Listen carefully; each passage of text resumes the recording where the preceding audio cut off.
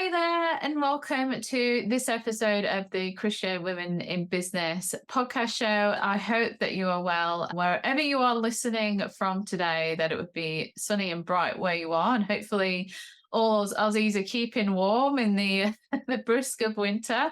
I am so excited because today we have one of our speakers from conference joining us, and this particular lady is an absolute powerhouse. So an experienced entrepreneur and business leader, has a lifetime of driving innovation and change, being the first woman to run TNT's International Global Air Flight, and being the first female appointed senior vice president to, how do I say this? Is it Alcatel?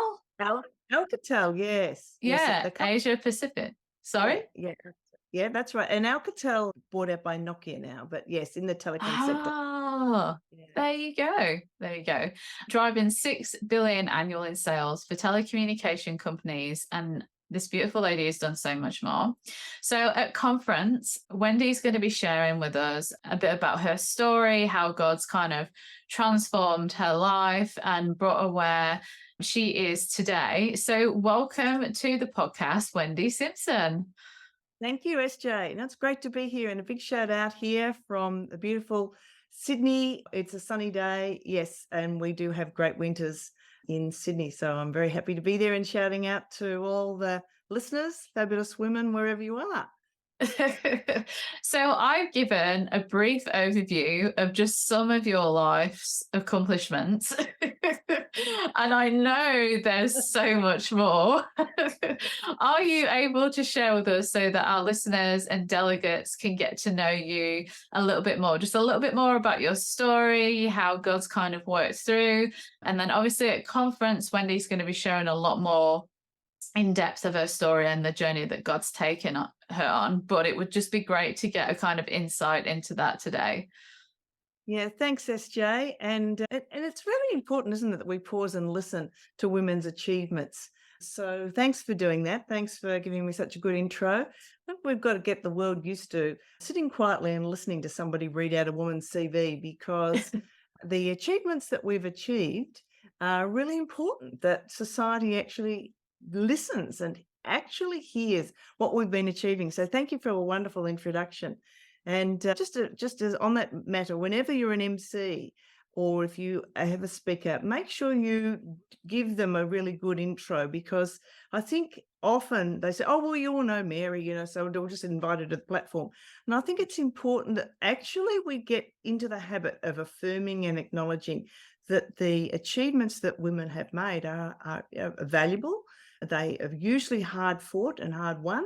And so to give women that real accolade is important. So thank you. Thank you. So look, I do have an interesting story, and I want to take you back to my childhood, because if you understand that, then you understand just how remarkable it is. So I'm obviously a woman who's had significant achievements. Some of them have been the Telstra Businesswoman of the Year. I've been nominated and been a finalist 3 times. I'm in the Australian Businesswoman's Hall of Fame and the Australian Financial Review, which for those who are not Australian is like the Financial Times or Wall Street Journal, has a Women of Influence Award, and I'm one of the awardees. So look, it's wonderful, and I'm happy to be acknowledged as a woman who's achieved. But that took some journey in my life, and going back. I can imagine.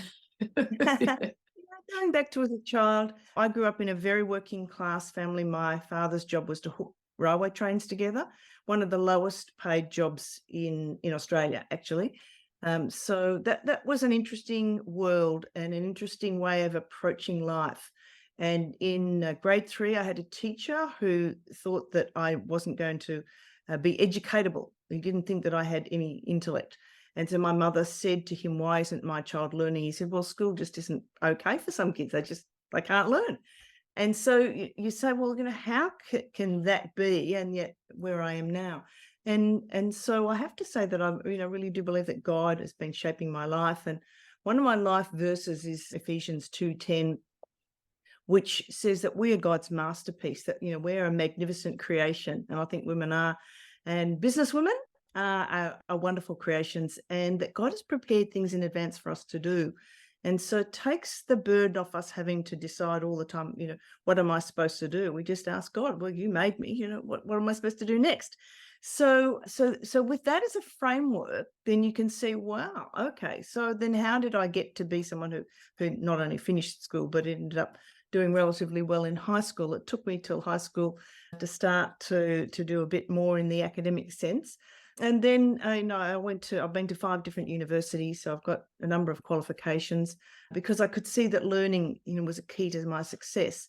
So I've been in 16 different industries and started off with my very first job. I got a scholarship, and in the era that I was going through as a Christian, the girls were either school teachers or nurses. And so coming from an extremely poor family, winning a scholarship to training to be a teacher got me to university. So I wasn't going to say no. So definitely took that scholarship. But I didn't go to a regular university. I went to a technology university. So I got to meet engineering students, and my Yeah, very right. first degree was the forerunner of the internet, was a business systems. So the internet was just forming as I went to university, and so I got to be in the ground floor of that. Yeah, so then I guess if I look at the theme over all this, and obviously we'll unpack this at the conference, how can you move through across 16 different industries? And, do you move as a mid-level person, or do you move as a senior, or do you move as a business owner? So I have moved through 16 different industries. And like you, I've done property development. I moved from being the owner of a precision manufacturing company to a property developer. And I did that through breaking the business into 3 different pieces. We sold our manufacturing business that specialised in power, engineering and rail hardware, all the things that make railway tracks work and hold together, and things that hold major stadiums together, bridges, those kind of things. We That's sold all cool. that to a Melbourne company. We had production lines that were making car parts, and we sold that to a company in Thailand, which then left us with the physical asset of the factory. And so we decided that we would become property developers. And I met a woman who had been in the technology sector as I had been with IBM, and she was running Lend-Lease, the major, very significant property development company in Australia. And I said, how easy is it to move from technology to property development? She said, oh, well, basic business principles. And I said, well, if you can do it, I can do it. And I said, and by the way, I've got this piece of land in Sound Industrial that we'd like to transform from being a classic old 1940s factory to becoming an industrial park. And I said, will you partner with us? And so, we went on the journey of working out whether Lend-Lease were going to be the best partner for us. In the end, we went with another company. So I created an RFI, RFQ process, which I'd learnt from my business days, and conducted a competitive tender process with 4 different other property development partners. And that's how I learned property development. Now I've done 16 different projects. So Wow, that's awesome. so I guess, you say, well, what are the themes? And I think what I could say is that God has given me the ability to see things that aren't there yet. And so that's That's how really I cool. can see where an industry might be going, and that's how I can move. Because if you can only see what it used to be, you're not a lot of value. And that's why I've been able to move. I'm able to see things. And he said, well, so how can you see those things? Like, what is it? And I said, it's God-given talent. So that's one of the reasons why I pray so often, because I think that that's my edge. That's my secret sauce, is being able to see things that aren't there. And so I've got to stay close to the source of my secret sauce. So I'm very happy to do that. And then just another thing, and some of the people look me up online, they might see me with different photographs. So I know as women we change our hair, but sometimes we change We our really hair do. not because we want to, but because we've had a major health issues. Uh, So I've been twice through the cancer process, and that's another reason why prayer is so important to me, because the power of healing. So yeah, so November, uh, so just after the conference, so November will be the 2-year mark, which for a lot of cancer treatment, that's a milestone. You get 2 years past treatment, the doctors start to ease off on the number of tests and probing and other analysis you do. So I guess that's an overview, a very humble beginning, someone who was told categorically they were not able to learn, we're going to go nowhere, and born to a family where the vision was rather small, and that my father had a saying, don't expect anything from life and you'll never be disappointed.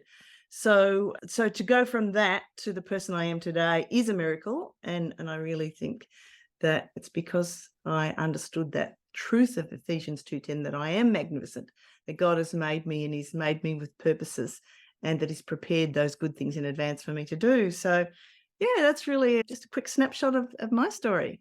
That's so incredible. So how Wendy and I connected was I was listening to a story, and I was just telling Wendy this before we jumped on the call. And I can't remember what podcast it was, but I can just remember listening to Wendy's story and just thinking, oh my gosh, we need to get this woman at our conference. That was a fair few years ago. And then we've had changes, and then I think our email originally got lost in the world of emails, and then we finally made it to get Wendy at this conference this year, which is fantastic, and we really appreciate it. But just the story, I think so many people can relate to that. And I don't know if teachers do it to try and motivate us, or if they just forget that kids are humans. But putting kids down like that and telling them that they're, that you can't learn, like, how can you speak that over someone's life? It's just totally unfair. Yeah, we might not be able to sit down and sit still in a classroom at the age of 5, like, and we're not learning from just things being written on a blackboard. Doesn't mean that a person can't learn. It just means we just can't learn in the way that you're teaching. Yes, true.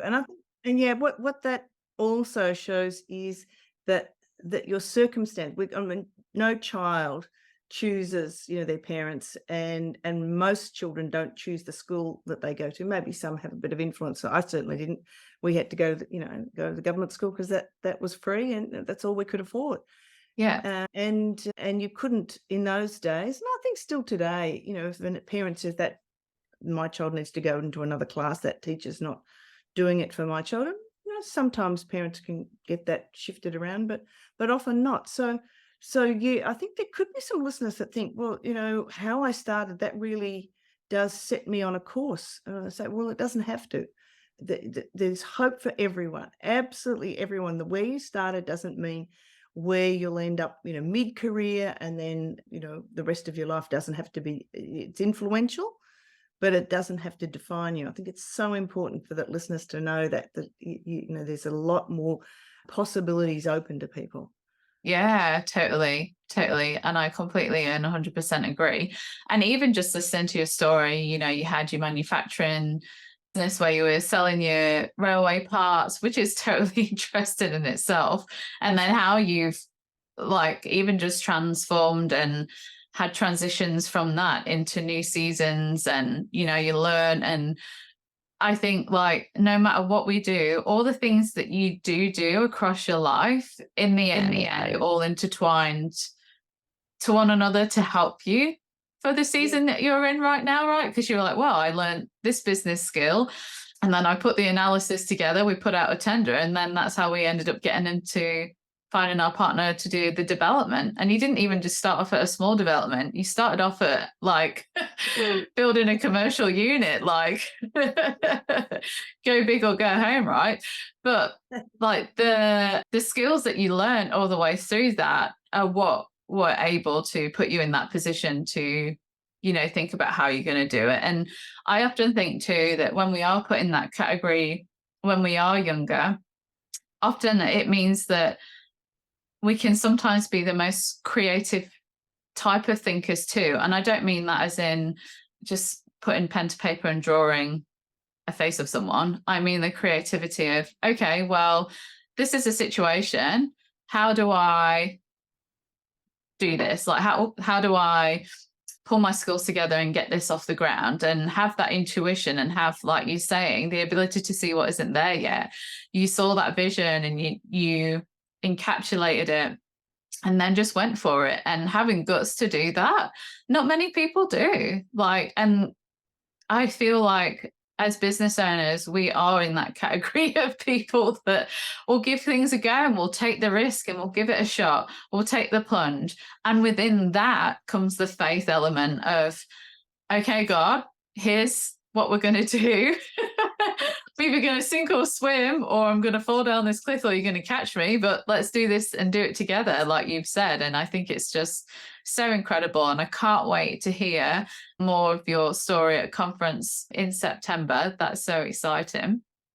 So, can you please share with us now the top 5 tips on your craft, please? Yes. So, well, after 16 different industry, what's my craft? Exactly. Yes. So, is it property development? Is it advanced manufacturing? Women Entrepreneur Program, SBE in Australia, which is partnering with Springboard Enterprises in the US, at the premier program for accelerating women entrepreneurs. Is it that? Is it just been helping the women in artificial intelligence? They just had the Asia Pacific gathering of all of the senior women in artificial intelligence 2 Fridays ago here in Sydney. So is it that? Is it being a political advisor? Or is it running the largest air freight company in Australia? I mean, what? And so I thought to myself, well, what industry am I in? And I think it is that ability to see things and to make things happen. So my 5 top tips are: number 1, you won't be surprised, prepare yourself to think big. You keep checking in with yourself. Now, am I thinking small or am I thinking big today? And that Ephesians 2:10 is really underpinning that you are magnificent, that if you actually read it, there's various versions of the Bible. Ephesians 2:10 is worth looking at in several versions, but one says, we are a masterpiece, we are magnificent. So why shouldn't you think big? So think big. Number 2, think that you have to decide everything yourself. So I learned from a woman who was running the YWCA, and so she wasn't a business owner, but she said, I've got my personal advisory board.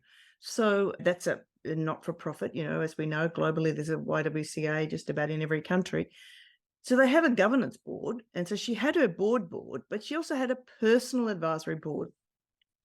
So I thought, well, that's a good idea. So I took that idea on. So I have people who are my personal advisors. I've had that in every industry. So I have them. I have 2 sets of advisors. I have people who are industry experts because I do move.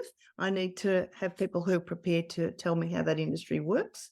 And then also just people who you can do a reality check with. Am I overreacting here? Am I underreacting? And I think that's really important for business women, because we can sometimes get that inner critic saying, oh, you've got that wrong. Now, particularly if you're an innovator, that could be, it's not wrong. It's just you're the first to see it. You're the first to think it. So it's absolutely not wrong at all. So it's really important, I think, for women to have a personal advisory board, a technology industry level board, and then a personal advisory board. And I think the benefits are way, way more than you can imagine. These are all voluntary. You don't pay these people. You just say, can you help me? And people who'll do that, you're not going to take up hours and hours of their time, but meet with them, phone them up every 20 minutes. Most people will give you 20 minutes. So don't be scared. If you're thinking big, don't ask the C grade industry leaders, ask the A grade. Go to the top, go to the best person who's the most well-known. And when I moved, I was living in Melbourne, I moved to Sydney. I used to read the Financial Review, and I would look at the industry leaders and they would make an interesting comment. I would ring them up and say, that comment you made was very interesting, and I would like to know more about that. And would you give me some of your time? And it's surprising how many people don't. I mean, sometimes with LinkedIn, look, there's lots of comments. That's pretty easy. Just to say, someone makes a comment in LinkedIn and you put in your comments. But to actually ring person up and actually say to them, I really did find that interesting. I'd like to catch up. So do that, which leads to my next one. Another key piece of advice I got when I was a political advisor, which was really normal pre-COVID. And I'll say this now, that post-COVID, we've got to get back into this. So my key piece of advice is never lunch alone. A meal time around lunchtime is a really important time that you can reach out to people. So that's when I do a lot of that personal advisory, industry advisory, take someone to lunch. And so I think we've got out of the habit of that, because with COVID, we all sort of went into our rabbit holes and went into our Zoom rooms, and we forgot to come out. Well, I think we've got to come out again. And if you want to be a Totally. leader, want to be influential, go to lunch with people. Take them to lunch and get them talking. And you talk a bit too, but make sure that you have that as a source of advice. And then partner well. So I married a guy who understood that I had talent. And so we took it in turns. I didn't say before, but we've had 13 foster kids. So you've got to work with the kids. And so how do you mutually fulfill each other's calling? You know, does everybody have to do everything all at once? No. So he did an MBA, then I did an MBA. So we took it in turns, you know, who's doing the morning shift with the kids, who's doing the evening. So someone who you can partner with is very important. He's actually requalified after we restructured the engineering business. He went back to uni and became a divorce law barrister, and that's a poverty creating situation. So again, for all the listeners, partner with someone well and do the hard work of having a stable relationship, because if you don't, it will be traumatic and expensive, and it's not a good place to be. So you partner well and understand, have those conversations about how to work well with each other. And then the final fifth one is just have a key Bible verse, and it's just so important. That's how we keep our thinking big, because a lot of people want to draw you into being a small person. And so the reason we can stay big is that we keep reading our Bible and nourishing our spirit, so that we can do the wonderful things that God's called us to do. So that's my 5 That's top tips. awesome. I love that.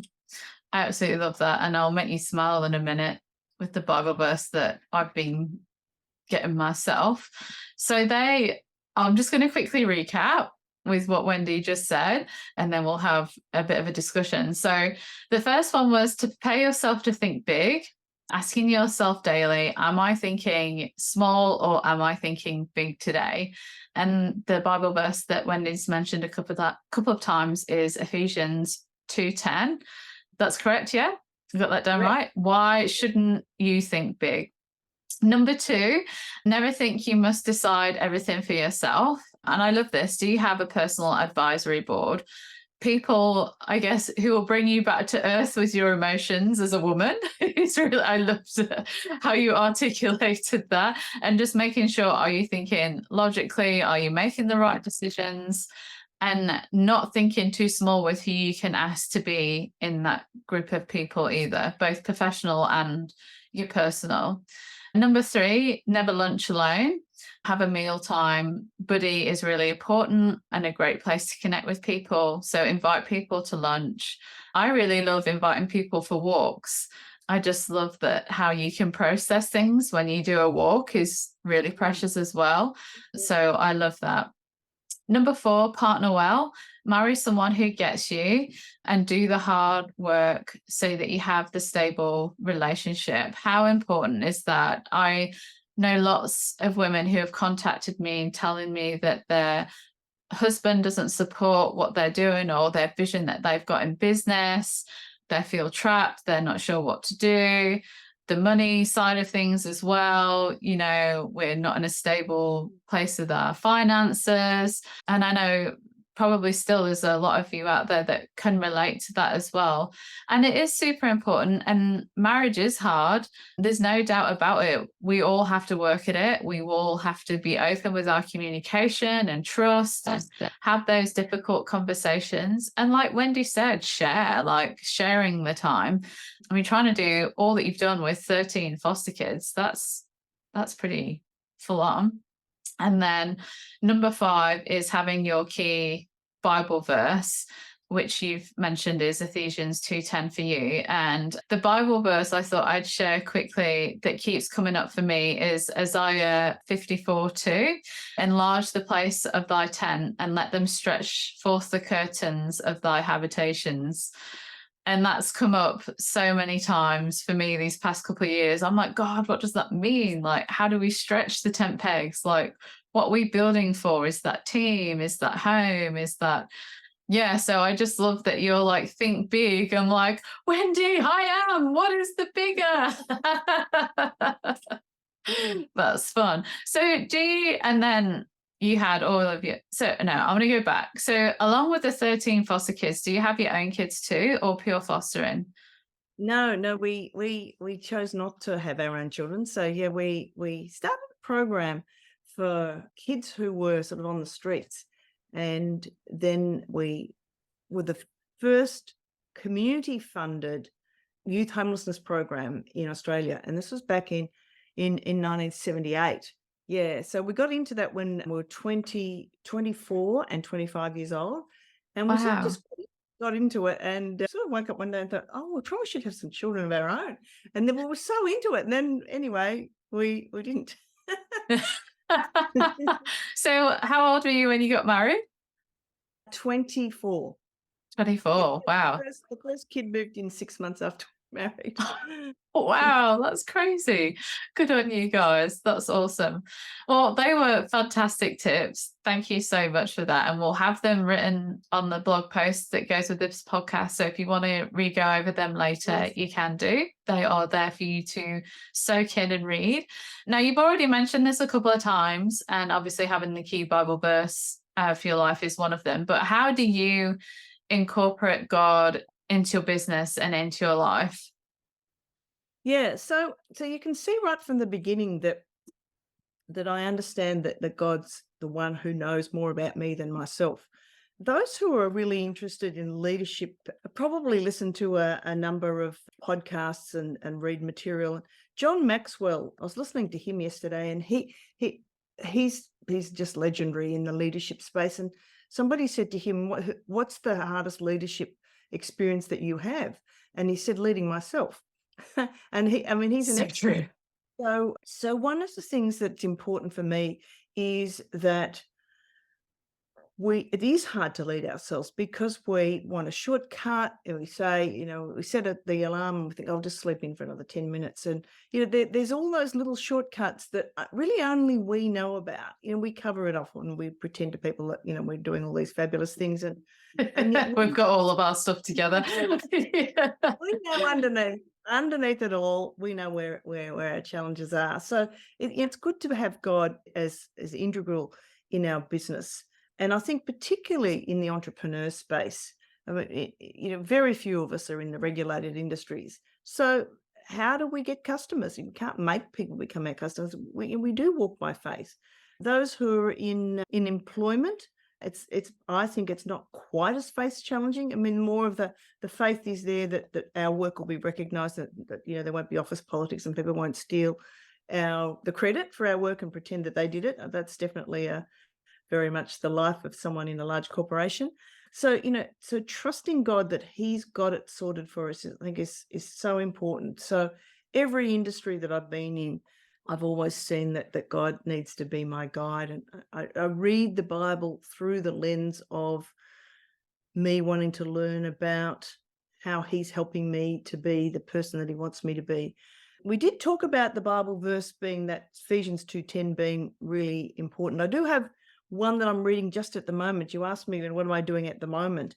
And I think, post-COVID, we haven't been that settled. There's been a lot of, well, what should we do? Things have been really shaken up. And I think it's really important to have what I can see in Psalm 112.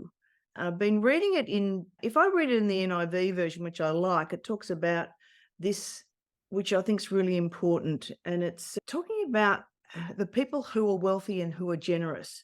And it says, surely the righteous will never be shaken. They will be remembered forever. They will have no fear of bad news. Their hearts are steadfast, trusting in the Lord. Their hearts are secure. They will have no fear. And I think during COVID, there was bad news, and we sort of got into this habit of like, oh, what's going to happen today? And I think business people in particular, there were so many uncertainties through COVID, but to have a steadfast heart, to have a heart that is secure, to know that we don't have to fear. That's when I read my Bible. That's what I get. So I think it's just a really an essential tool for us to have in business is to get our Bibles out and to read those words of assurance. It's very hard to be a successful business person and have a heart that's not secure. So that's what I'm reading at the moment. Yeah, totally. And also, it's kind of, I feel people, okay, well, we've got COVID out of the way now, but now the interest rates, they're going up. People are stopping spending. Like, are people still going to come and spend money with us? Or, Yes. how are we going to play out now? There's been so much. And I think we've got to remember, and obviously reading the Bible does reassure this, that God does business differently and he provides resources differently. And like Wendy was saying, the different transitions and how you started out a couple of years ago might not be where you end up now. A key to that is allowing your heart to be open to see the different opportunities that God is presenting to you and not blocking things out or thinking, oh no, I can't do that for whatever reason, fear, or being so encapsulated with the fear itself that we actually can't see any of the amazing resources, opportunities, etc. that might be the creation of a new business idea, or might have been maybe a service you hadn't thought of doing before that can still be in the same business, or it might just be done a little bit differently. We just did our half year reset, which is the first one that we've done. We've done goal setting before as an online event. And then I thought, let's just do a half year reset, see where everyone is, come and spend that time with God. It's still up as a free opt-in if you wanted to go and get your hands on it. It's on the website under events. And it's just a session for you to spend time with God and kind of work that stuff out, like quietening your soul, getting rid of all the junk and just allowing him to just speak to you and then creating your goals from that. And it's just bringing yourself back and bringing yourself back to be centered in him. And like Wendy said, like when you have that steadfast heart in him, like you don't have that fear. And it's so freeing and so empowering. And so I guess you get such peace from it then that you can move forward and you can think with clarity, which is totally amazing. So you've mentioned a few bits and bobs that you do right now. So if people wanted to get in contact with you, Wendy, where would they find you? Where do you hang out? Are you on LinkedIn? Are you on Facebook? Where's your usual jam? We'd love, for our listeners to get to know you more. Yeah, sure. Yeah, LinkedIn. LinkedIn's my best contact. Yeah, for sure. Yep. And do you have your own personal website, or do you stick under your banner of the women's?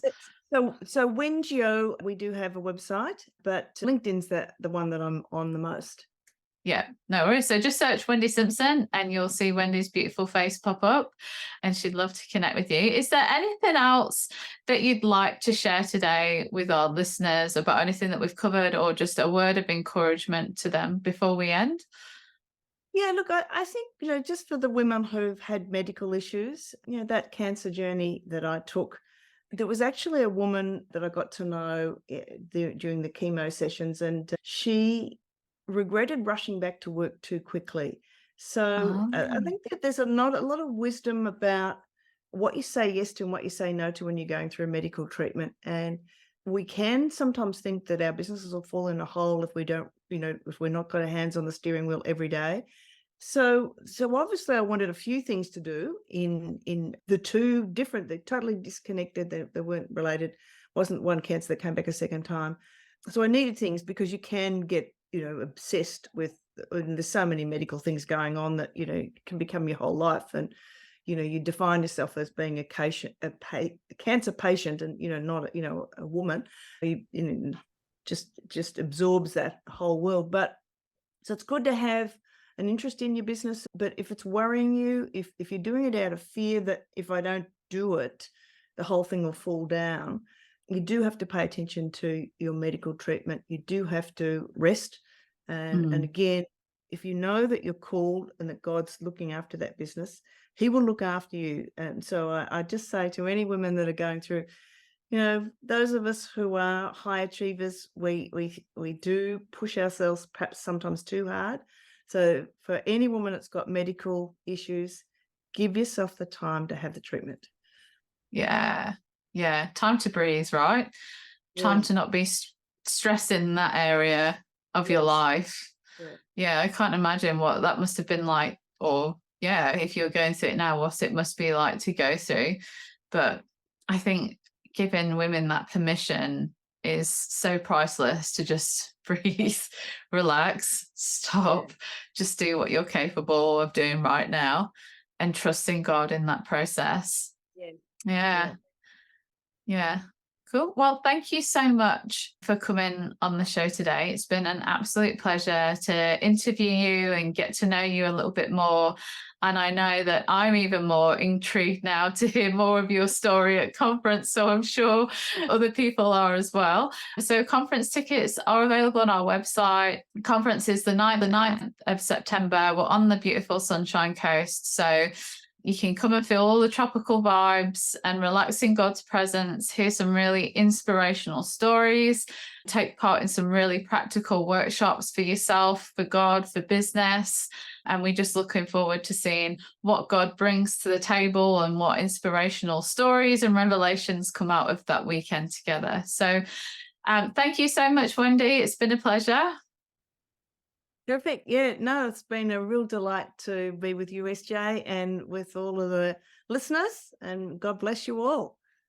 Yeah. So you're listening to the Christian Women in Business video podcast. I'm SJ, and we'll catch you next time.